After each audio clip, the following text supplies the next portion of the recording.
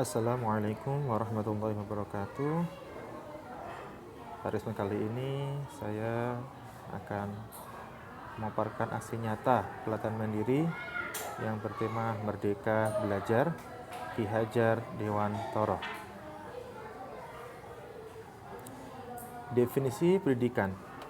Pendidikan menurut Ki Hajar Dewantara merupakan proses pembudayaan sebagai suatu usaha untuk memberikan nilai-nilai luhur kemanusiaan.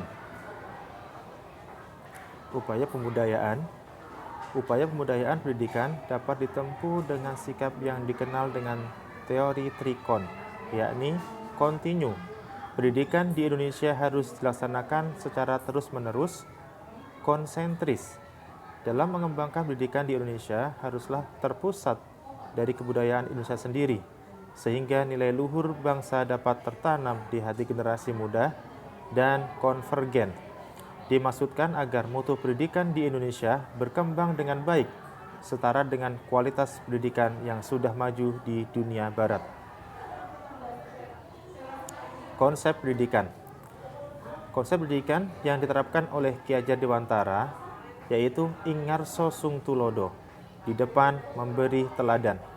Ing madya mangun karso, di tengah menciptakan peluang untuk berprakarsa, dan tutwuri handayani, dari belakang memberi dorongan dan arahan.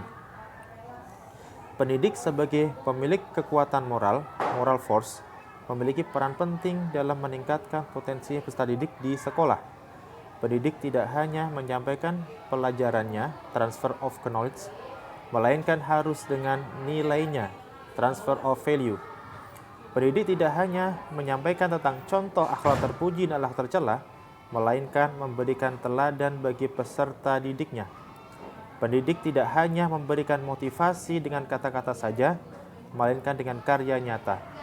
Perilaku tersebut sebagai stimulus pendidik kepada peserta didiknya, agar peserta didik memberikan respon yang positif dan terasakan langsung sebagai teladan baginya.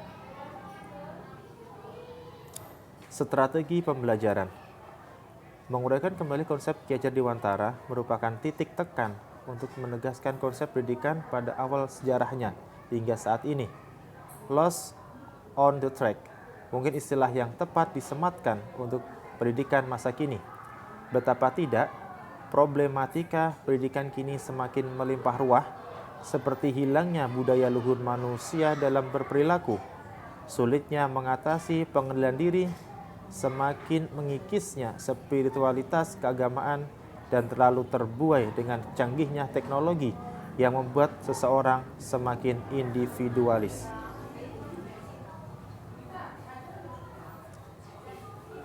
Seyogyanya, setiap individu memaksimalkan potensi dirinya untuk memanusiakan manusia lainnya. Kecanggihan teknologi menjadi sarana yang lebih baik digunakan sebagai alat untuk memperluas network dan meningkatkan wawasan global.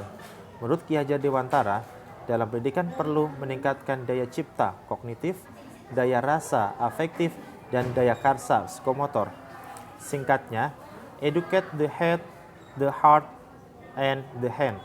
Menitik beratkan masalah satu daya akan menghambat pertumbuhan yang lainnya sebagai manusia.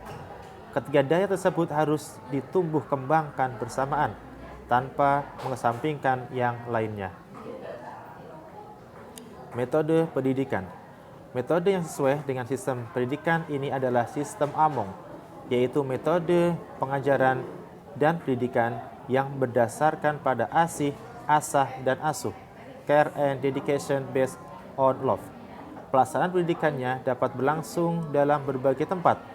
Beliau memberi nama Tri Sentra Pendidikan, yaitu alam keluarga, pendidikan informal, alam perguruan, pendidikan formal, dan alam pergerakan pemuda, pendidikan non-formal. Ketiga alam tersebut memiliki pengaruh yang besar untuk membentuk kepribadian serta tingkah laku anak. Pemerintah, keluarga, pihak sekolah, dan masyarakat merupakan stakeholder pendidikan. Sinergitas seluruh stakeholder pendidikan menjadi penting dalam proses pendidikan. Tujuan pendidikan akan tercapai dengan mudah apabila proses pendidikan dilakoni dengan sebaik mungkin. Seluruh stakeholder harus memposisikan dirinya sebagai teladan bagi peserta didik, dan peserta didik memposisikan dirinya sebagai pembelajar yang siap untuk dididik. Peserta didik akan menjadi pusat perhatian bagi seluruh stakeholder dalam mencapai tujuan pendidikan, sehingga ketercapaian tujuan pendidikan menjadi tanggung jawab bersama.